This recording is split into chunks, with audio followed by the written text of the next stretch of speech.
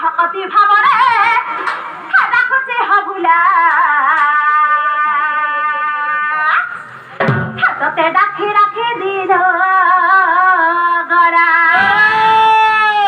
ভকতি ভাবরে ডাকুছে হবুলা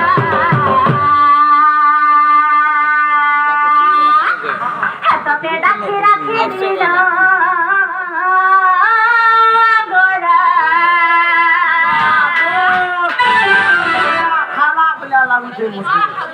माने सौ जन दो चूड़ी मां सबसे मामुका पापा घोड़ा